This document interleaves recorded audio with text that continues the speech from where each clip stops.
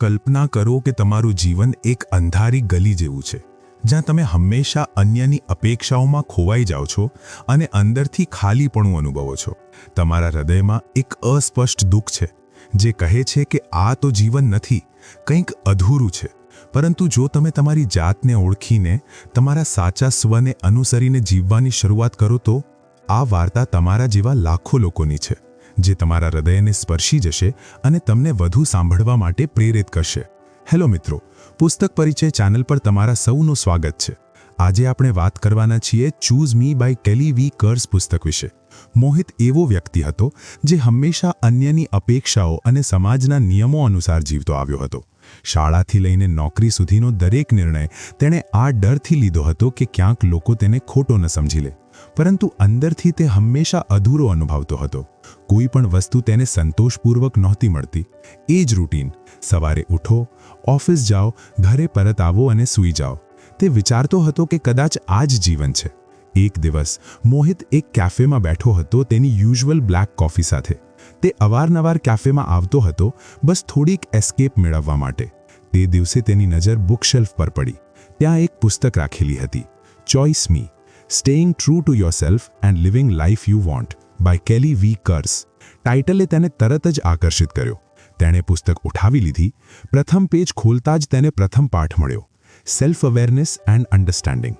Recognize your past experiences, triggers and patterns to heal and make conscious choices to align with your true self. મોહિતે અધ્યાય વાંચવાનું શરૂ કર્યું. જેમ જેમ તે પુસ્તકના પેજ પરટતો ગયો, તેમ તેમ તેને એવું અનુભવાયું જાણે કોઈ તેના મગજમાં ડોકું કરી રહ્યું હોય. તે દરેક વાતને પોતાની સાથે જોડી શકતો હતો. સેલ્ફ અવેરનેસનો અર્થ છે મારે મારી ફિલિંગ્સ અને હેબિટ્સ પર ધ્યાન આપવું જોઈએ. મોહિતને લાગ્યું કે આ સરળ નહીં હોય, પરંતુ તેણે વિચારી લીધું કે પ્રયત્ન તો કરવો જોઈએ. તે રાત્રે ઘરે જઈને મોહિતે એક નોટબુક કાઢી અને લખવાનું શરૂ કર્યું. સૌથી પહેલાં તેણે પોતાના જીવનના જૂના અનુભવો વિશે વિચાર્યું. તેને યાદ આવ્યું કે શાળાના દિવસોમાં જ્યારે પણ તે કંઈક અલગ કરવાનો પ્રયત્ન કરતો, લોકો તેને જજ કરવા લાગતા. એક વખત તેણે ડિબેટ કોમ્પિટિશનમાં ભાગ લીધો હતો, પરંતુ જેમ જ તેણે સ્ટેજ પર પગ મૂક્યો, ક્લાસમેટ્સે હસવાનું શરૂ કરી દીધું. તે દિવસે તેણે નિર્ણય કર્યો હતો કે તે ક્યારેય સ્પોટલાઇટમાં નહીં આવે. તે વિચારવા લાગ્યો, કદાચ આ જ કારણે હું હંમેશા એવરેજ રહેવું પસંદ કરું છું. ન તો વધુ એમ્બિશિયસ, ન તો વધુ ડિફરન્ટ, બસ નોર્મલ. પુસ્તકના આગળના ભાગમાં લખેલું હતું કે સેલ્ફ અવેરનેસનો અર્થ માત્ર પોતાના ભૂતકાળને ઓળખવો નથી, પરંતુ એ પણ સમજવું છે કે તમારી કઈ હેબિટ્સ અથવા ટ્રિગર્સ આજે પણ તમને રોકી રહ્યા છે. મોહિતને આ વાત સમજાઈ કે તેનો ડર અને અસુરક્ષા આજે પણ તેને ડિસિઝન મેકિંગમાં પાછા ખેંચે છે. આગલા દિવસે ઓફિસમાં એક રસપ્રદ સિચ્યુએશન બની. તેમની ટીમના બોસે એક નવા પ્રોજેક્ટ ઉપર કામ કરવા માટે વોલન્ટિયર્સ માંગ્યા. મોહિતનું હૃદય પ્રોજેક્ટમાં સામેલ થવા માટે ઉત્સાહિત હતું, પરંતુ તેનું મગજ તેને પાછા ખેંચી રહ્યું હતું. તેને ફરી એ જ ડર અનુભવાયો, જો મેં ભૂલ કરી તો લોકો શું કહેશે? તેણે પોતાને એક સવાલ પૂછ્યો, શું આ ડર મારા ભૂતકાળમાંથી આવે છે? તે સમજી ગયો કે આ ડર તે જૂની ઘટનાનું પરિણામ છે, જ્યારે તે સ્ટેજ પર બોલ્યો હતો અને બધાએ તેને જજ કર્યું હતું. તે ઊંડો શ્વાસ લઈને વિચારવા લાગ્યો, શું મારે આ વખતે કોન્શિયસલી એક અલગ ચોઇસ ન કરવી જોઈએ? તેણે હાથ ઊંચો કર્યો અને કહ્યું, હું આ પ્રોજેક્ટ ઉપર કામ કરવા માંગુ છું. તેના ટીમમેટ્સ અને બોસ થોડા આશ્ચર્યચકિત થયા. તેને અંદરથી એક નાની જીતનો અનુભવ થયો. તે રાત્રે તેણે ફરી નોટબુક ખોલી. તેણે લખ્યું, આજે મેં મારા પાસ્ટના ટ્રિગરને ઓળખીને તેને ઓવરકમ કર્યું. હું ડર્યો હતો, પરંતુ મેં કોન્શિયસલી એક અલગ ચોઇસ કરી. કદાચ આ જર્ની મુશ્કેલ હશે, પરંતુ હું તેને કન્ટિન્યુ કરવા માંગુ છું. મોહિતે પોતાની પુસ્તકનો પ્રથમ પાઠ સંપૂર્ણપણે અપ્લાય કરવાનું શરૂ કર્યું. તે દરેક નાની મોટી સિચ્યુએશનમાં પોતાને સવાલ પૂછતો, શું આ ડિસિઝન મારી કોન્શિયસ ચોઇસ છે કે મારો પાસ્ટ મને કંટ્રોલ કરી રહ્યો છે? ધીરે ધીરે તેને સમજાવવા લાગ્યું કે તેના જીવનની અનેક હેબિટ્સ અને ફિયર્સ તેના જૂના અનુભવોનું પરિણામ છે. એક દિવસ મોહિતને મિત્ર અંશિકા તેને મળવા આવી. તે ઘણા સમય પછી તેને મળી રહી હતી. તેણે મોહિતને પૂછ્યું, તું આટલો ખોવાયેલો કેમ રહે છે? પહેલાં તો તારી સાથે વાત કરવી આટલી સરળ લાગતી હતી, હવે એવું લાગે છે કે તું કંઈક છુપાવી રહ્યો છે. મોહિતે ઊંડો શ્વાસ લીધો અને તેને બધું જ કહી દીધું. તેણે પુસ્તક વિશે, સેલ્ફ અવેરનેસ વિશે અને પોતાના પેટર્ન્સને ઓળખવાની જર્ની વિશે વાત કરી. અંશિકાએ હસતા કહ્યું, યાર, આ તો સાચે જ કૂલ વસ્તુ છે.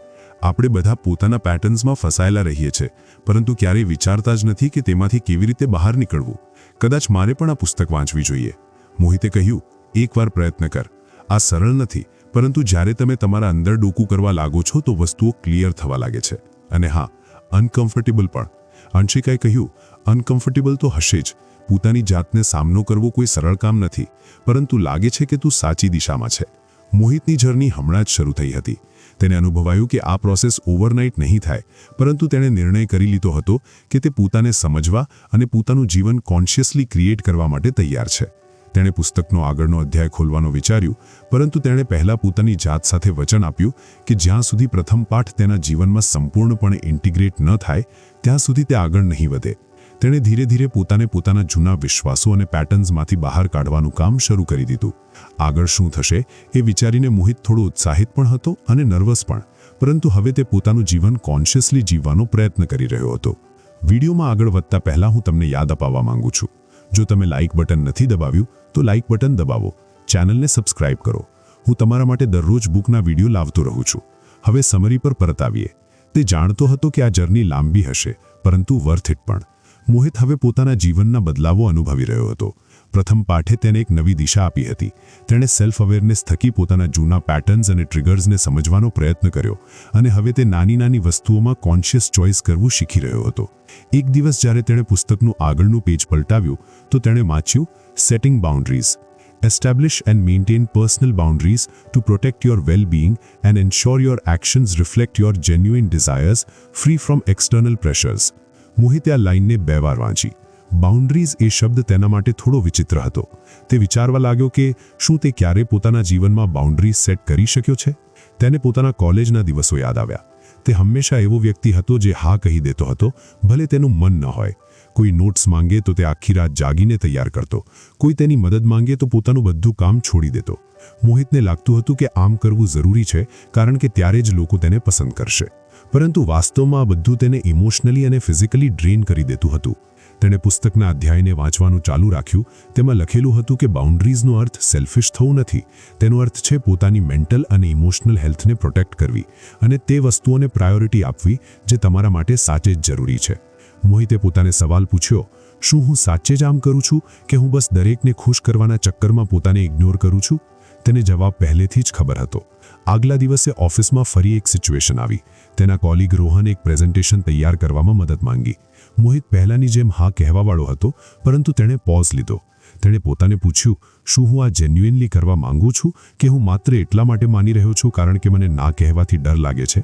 તેણે પોલાઇટલી કહ્યું, રોહન, હું આ વખતે મદદ નહીં કરી શકું. મારી પાસે પોતાની ડેડલાઇન્સ છે. રોહન થોડો આશ્ચર્યચકિત થયો, પરંતુ તેણે સમજદારીથી રિએક્ટ કર્યું. મોહિતને વિચિત્ર તો લાગ્યું, પરંતુ એક રિલીફ પણ અનુભવાયું. પ્રથમવાર તેણે પોતાની પ્રાયોરિટીને મહત્વ આપ્યું હતું. તે સાંજે ઘરે આવીને તેણે ફરી નોટબુક કાઢી. તેણે લખ્યું, આજે મેં બાઉન્ડ્રી સેટ કરવાનો પ્રયત્ન કર્યો. તે ઓકવર્ડ હતું, પરંતુ મેં પોતાને ગિલ્ટમાં ડૂબાડ્યો નહીં.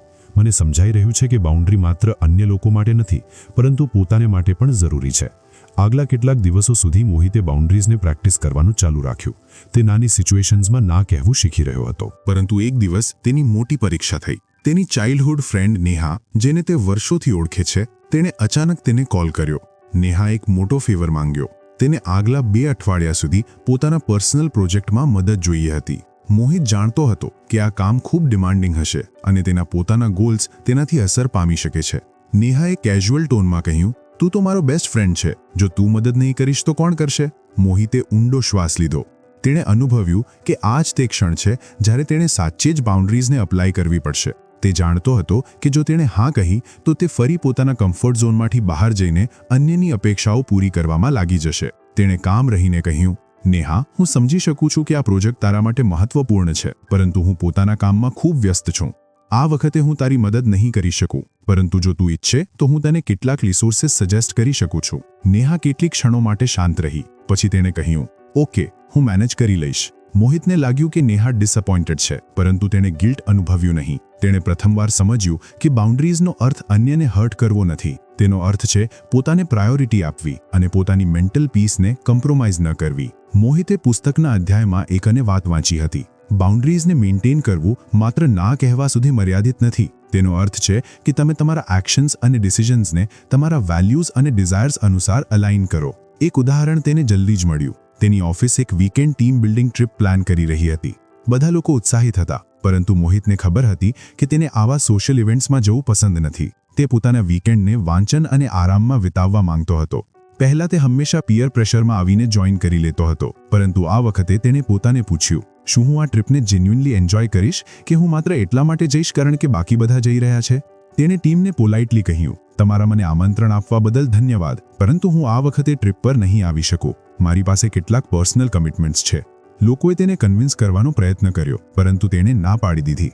તેને અંદરથી થોડું ઓકવર્ડ લાગ્યું, પરંતુ સાથે જ એક એમ્પાવરમેન્ટ પણ અનુભવાયું. મોહિતનું જીવન હવે ધીરે ધીરે બદલાવા લાગ્યું હતું. તેને સમજાઈ રહ્યું હતું કે બાઉન્ડ્રીઝ સેટ કરવું માત્ર એક એક્શન નથી, પરંતુ એક માઇન્ડસેટ છે. તેણે જોયું કે જેમ જેમ તે પોતાની બાઉન્ડ્રીઝને રિસ્પેક્ટ કરવા લાગ્યો, તેમ તેમ અન્ય લોકો પણ તેની ચોઇસની ઇજ્જત કરવા લાગ્યા. એક દિવસ અંશિકા ફરી તેને મળવા આવી. તેણે કહ્યું, યાર, હું નોટિસ કરી રહી છું કે તું હવે પહેલા જેવો નથી. પહેલા તું દરેક વસ્તુ માટે હા કહી દેતો હતો. હવે તારો એક અલગ કોન્ફિડન્સ દેખાય છે. શું ચાલી રહ્યું છે? મોહિતે હસતા કહ્યું, બસ બાઉન્ડ્રી સેટ કરી રહ્યું છું. પહેલા હું હંમેશા અન્યની અપેક્ષાઓ પૂરી કરવા પાછળ દોડતો હતો, પરંતુ હવે મેં શીખ્યું છે કે પોતાને પ્રાયોરિટી આપવી સેલ્ફિશ નથી, તે સેલ્ફ રિસ્પેક્ટ છે. અંશિકાએ કહ્યું, પરંતુ શું આ થોડું મુશ્કેલ નથી? મતલબ લોકો હર્ટ નથી થતા જ્યારે તું તેમને ના કહે છે? મોહિતે કહ્યું, શરૂઆતમાં ઓકવર્ડ લાગે છે, પરંતુ જ્યારે તમે અન્યને સમજાવો કે તમે કેમ ના કહી રહ્યા છો, તો મોટાભાગના લોકો સમજી જાય છે, અને જે નથી સમજતા તે કદાચ તમારી બાઉન્ડ્રીઝની ઇજ્જત કરવા લાયક જ નથી.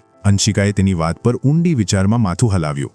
કદાચ મારે પણ બાઉન્ડ્રીઝ પર કામ કરવું જોઈએ. હું પણ હર વખત લોકોને ખુશ કરવાના પ્રયત્નમાં પોતાને ઇગ્નોર કરી દઉં છું. મોહિતે તેને એન્કરેજમેન્ટ આપ્યો. Start small. દરેક સિચ્યુએશનમાં પોતાને પૂછો, શું આ ડિસિઝન મારી ટ્રુ ડિઝાયર્સ સાથે અલાઇન કરે છે?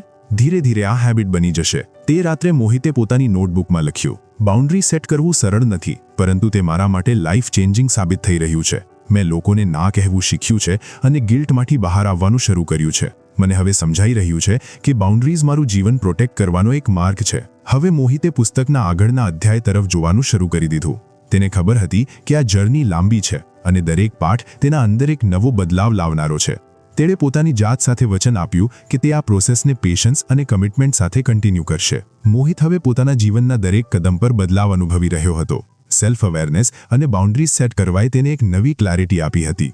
તેને ધીરે ધીરે લોકોની અપેક્ષાઓથી પોતાને અલગ કરવાનું શીખ્યું અને પોતાની ચોઇસને કોન્શિયસલી અલાઇન કરવાનું શરૂ કર્યું. હવે જ્યારે તેણે પુસ્તકનો આગળનો અધ્યાય ખોલ્યો તો લખેલું હતું, prioritising self care, embrace self love by prioritizing your needs and well-being, understanding that caring for yourself enhances your ability to contribute positively to others' happiness. મોહિતે પોતાને ફરી એકવાર સવાલ પૂછ્યો, શું હું સાચે જ સેલ્ફ કેર કરું છું?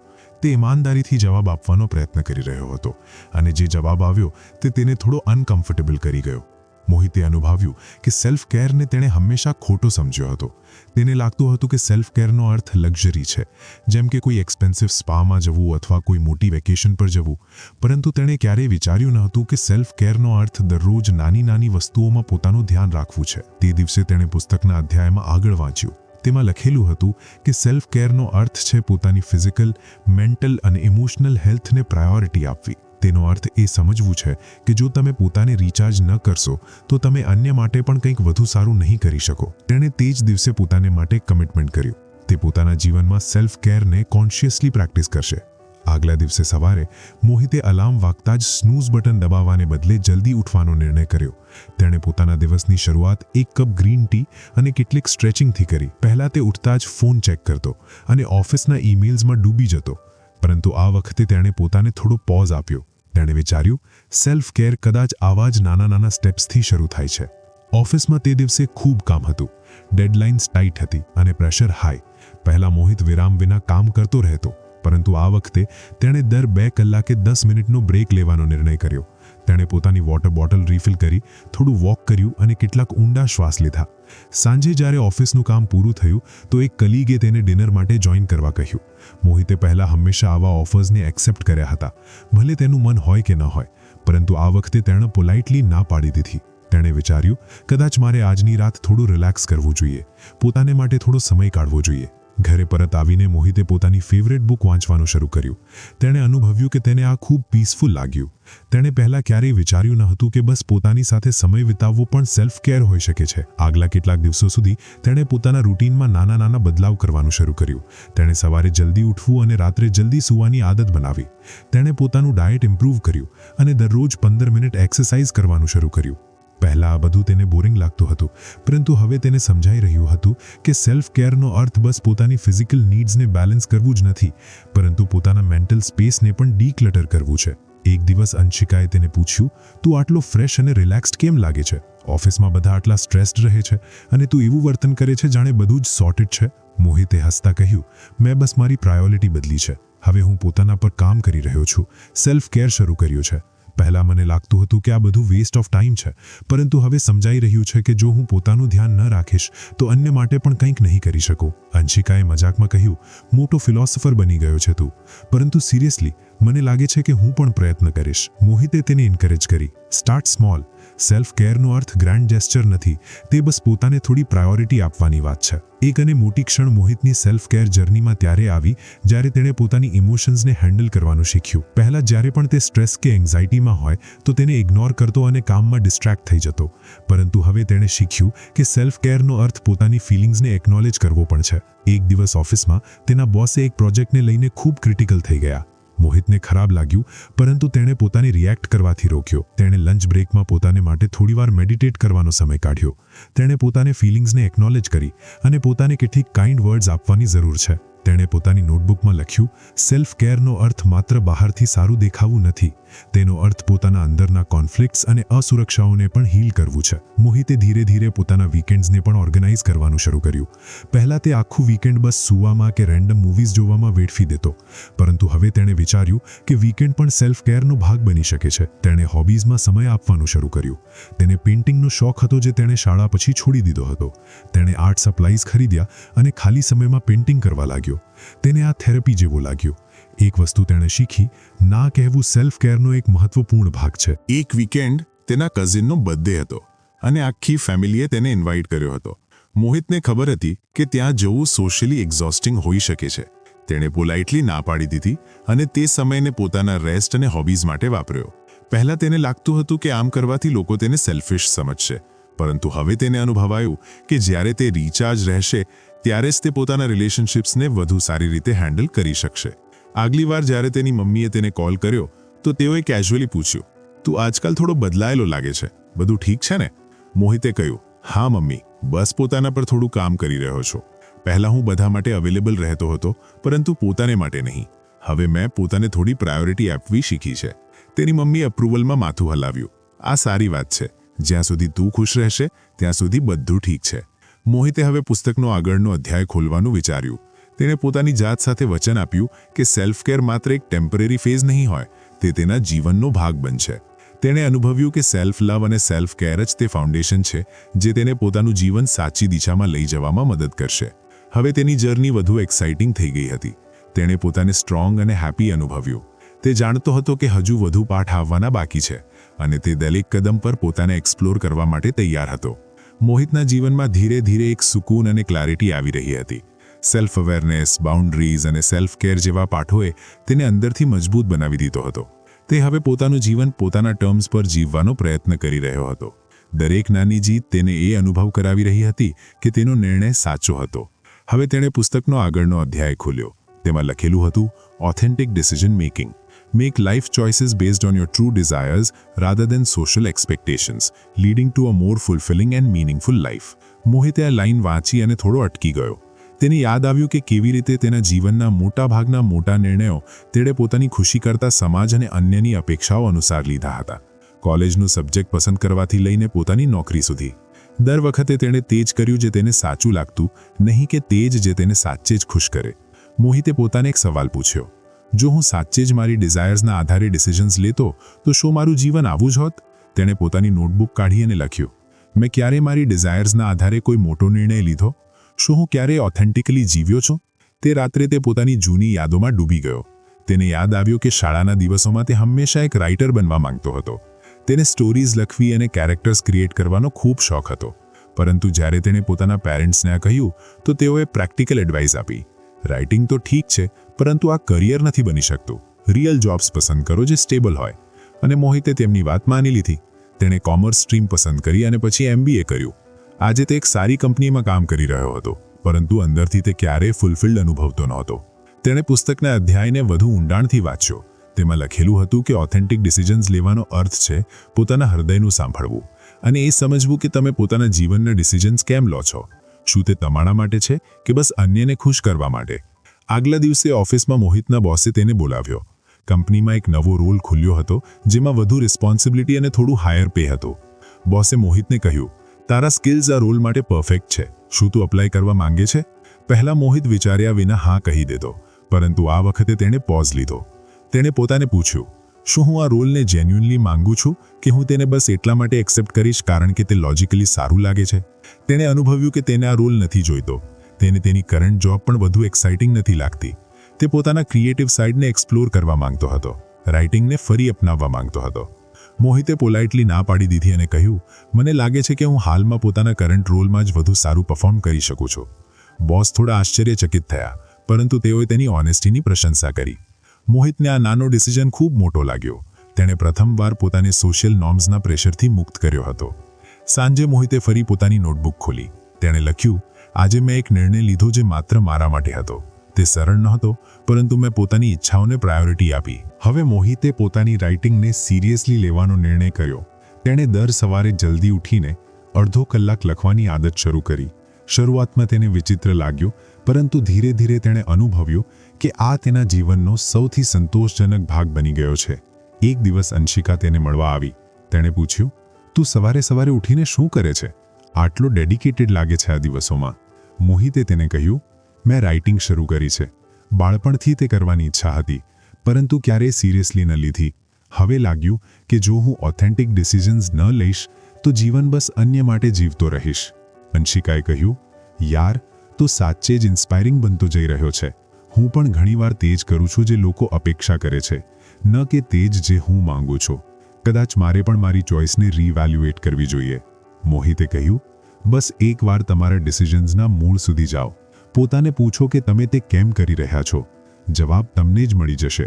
ધીરે ધીરે મોહિતે પોતાના ડિસિઝન્સને દરેક નાના અને મોટા લેવલ પર ઇવેલ્યુએટ કરવાનું શરૂ કર્યું.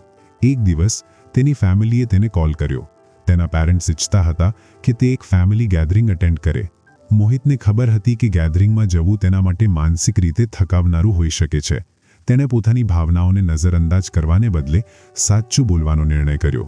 તેણે કામલી કહ્યું, મમ્મી, હું જાણું છું કે આ ઇવેન્ટ તમારા માટે મહત્વપૂર્ણ છે, પરંતુ હું સાચે જ કમ્ફર્ટેબલ અનુભવતો નથી. શું હું તેને સ્કીપ કરી શકું?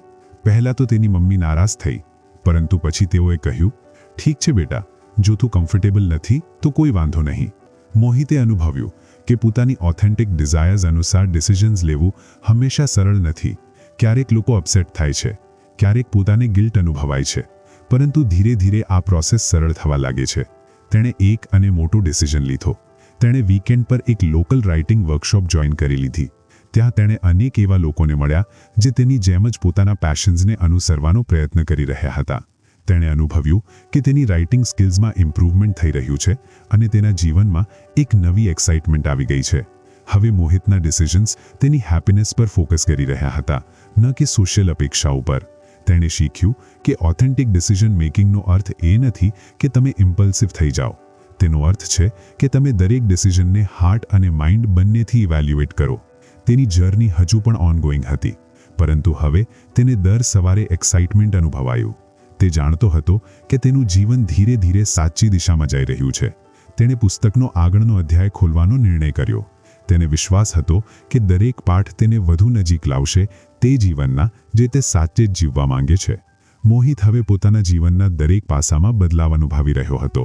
Self awareness, boundaries, self care અને ઓથેન્ટિક ડિસિઝન મેકિંગે તેને એક નવી ક્લેરિટી અને પર્પઝ આપ્યું હતું.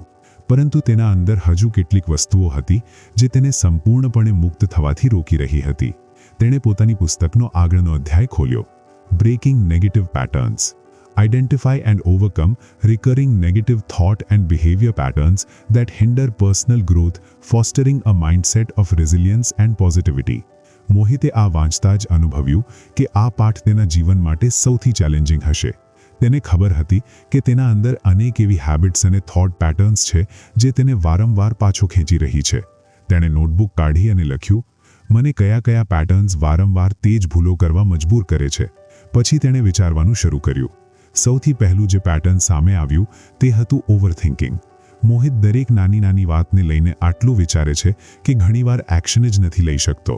તેને યાદ આવ્યું કે ઘણીવાર તેણે સારી ઓપોર્ચ્યુનિટીઝને હાથમાંથી માત્ર એટલા માટે જવા દીધી કારણ કે તે આઉટકમ વિશે વધુ પડતો વિચારી રહ્યો હતો.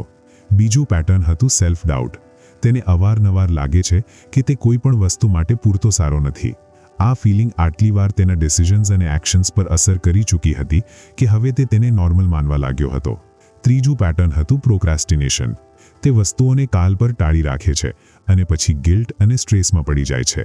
મોહિતે નોટબુકમાં લખ્યું, જો હું આ પેટર્ન્સને ન બદલું તો હું ક્યારેય મારી પોટેન્શિયલ સુધી નહીં પહોંચી શકું. આગલા દિવસે તેણે કોન્શિયસલી પોતાના થોટ્સ અને બિહેવિયર્સ પર ધ્યાન આપવાનું શરૂ કર્યું.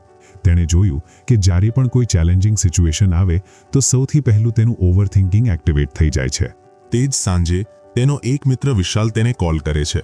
વિશાલે મોહિતને વીકેન્ડ પર હાઇકિંગ માટે ઇન્વાઇટ કર્યો. મોહિતને હાઇકિંગ ખૂબ પસંદ હતી, પરંતુ તેનું માઇન્ડ તરત જ એક્સક્યુઝ બનાવવા લાગ્યું. જો હું થાકી ગયો તો શું થશે? જો હું પડી ગયો તો? જો આ અનુભવ તેટલો મજેદાર ન રહ્યો જેટલો હું વિચારું છું? આ વખતે મોહિતે પોતાને રોકીને વિચાર્યું, હું આ થોટ પેટર્નને તોડવાનો પ્રયત્ન કરી શકું છું. તેણે વધુ વિચાર્યા વિના હા કહી દીધી.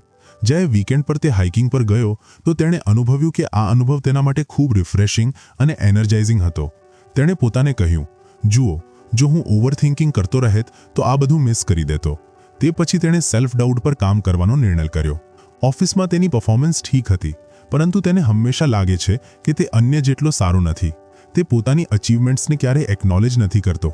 એક દિવસ તેની ટીમે એક પ્રોજેક્ટને સક્સેસફુલી કમ્પ્લીટ કર્યો. બોસે તેને સ્પેસિફિકલી પ્રેઝ કરતા કહ્યું, મોહિત, તારા આઈડિયાઝે આ પ્રોજેક્ટને એક નવી દિશા આપી. પહેલા મોહિત તેને લાઇટલી લેતો, પરંતુ આ વખતે તેણે પોતાને આ તારીફને એક્સેપ્ટ કરવા દીધી. તેણે મનમાં જ કહ્યું, મેં સારું કામ કર્યું છે અને મારે તેને માનવું જોઈએ. ઘરે જઈને તેણે નોટબુકમાં લખ્યું, સેલ્ફ ડાઉટને તોડવાનું પ્રથમ કદમ છે પોતાની નાની જીતોને ઓળખવી. હવે વાત પ્રોક્રાસ્ટિનેશનની હતી. આ કદાચ તેની સૌથી મોટી વીકનેસ હતી. તે દરેક કામને લાસ્ટ મિનિટ સુધી ટાળે છે અને પછી પેનિક મોડમાં તેને પૂરું કરે છે. મોહિતે પુસ્તકમાં લખેલું એક વિધાન અજમાવવાનું વિચાર્યું, 5 મિનિટનો રૂલ. તેનો અર્થ હતો કે કોઈ પણ કામ જે તે ટાળવા માંગે છે તેને બસ 5 મિનિટ માટે શરૂ કરો. આગલા દિવસે તેને પોતાના પેન્ડિંગ ઈમેલ્સ પર કામ કરવા માટે 5 મિનિટનું ટાઈમર લગાવ્યું. તેને લાગ્યું કે તે બસ શરૂઆત કરશે, પરંતુ એકવાર જ્યારે તેણે કામ શરૂ કરી દીધું તો તે ઈમેલ્સને પૂરા કરીને ઝટક્યો. તેણે અનુભવ્યું કે શરૂઆત કરવી જ સૌથી મોટું હર્ડલ હતું. મોહિતે હવે પોતાના નેગેટિવ પેટર્ન્સને એક્ટિવલી ડિસ્રપ્ટ કરવાનું શરૂ કરી દીધું હતું. તેણે અનુભવ્યું કે દરેક પેટર્નને તોડવા માટે અવેરનેસ અને એક્શન બંને જરૂરી છે. એક અને મોટી ક્ષણ ત્યારે આવી જ્યારે તેણે પોતાના થોટ પેટર્ન્સ વિશે અંશિકા સાથે વાત કરી. તેણે કહ્યું, યાર, મને લાગે છે કે હું હંમેશા પોતાને પાછા ખેંચું છું, જાણે મારા મગજમાં નેગેટિવિટી ઓટોમેટિક આવી જાય છે. અંશિકાએ કહ્યું, મેં પણ આ નોટિસ કર્યું છે, પરંતુ કદાચ તારા અંદર જે બદલાવ થઈ રહ્યા છે તે આ પેટર્ન્સને બ્રેક કરવામાં મદદ કરશે. તું પોતાને જજ કરવાનું છોડી દે, બસ નાના સ્ટેપ્સ લેતો રહે. મોહિતે તે દિવસે એક અને રિયલાઇઝેશન કર્યું, નેગેટિવ પેટર્ન્સને તોડવાનો અર્થ એ નથી કે તે પરફેક્ટ બની જશે.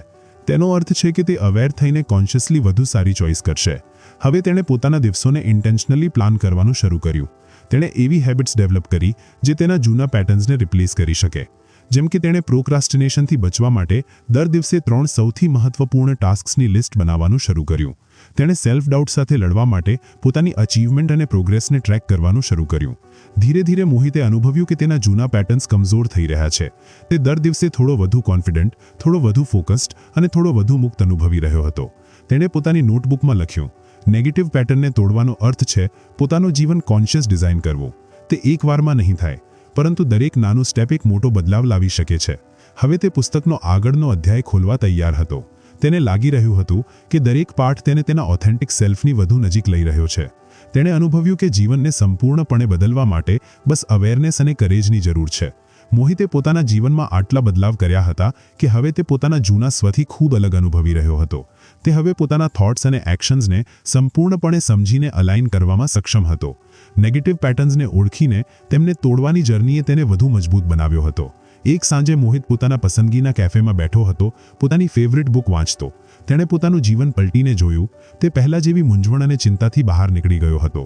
તેનો દિવસ હવે એ વસ્તુઓથી ભરેલો હતો જે તેને સાચે જ ખુશી આપે છે. તેણે પોતાની ઈચ્છાઓ અનુસાર જીવન જીવવાનું શરૂ કર્યું હતું. કેટલાક દિવસ પહેલા જ તેણે પોતાના મિત્રોને મળવાનો નિર્ણય કર્યો હતો. જ્યાં તેણે પોતાની જર્ની વિશે તેમની સાથે ખુલીને વાત કરી. તેઓએ પૂછ્યું, મોહિત, તને શું લાગે છે, શું સાચે જ તું જે કરી રહ્યો છે તે તારા માટે છે? મોહિતે હસીને કહ્યું, હા, અને મને લાગે છે કે મેં આખરે તે રસ્તો પસંદ કરી લીધો છે જે હંમેશાથી મારો હતો. હવે હું જાણું છું કે મારી હેપીનેસ મારી પોતાની જવાબદારી છે અને મારી ચોઇસ હવે મારા માટે છે, ન કે અન્ય માટે.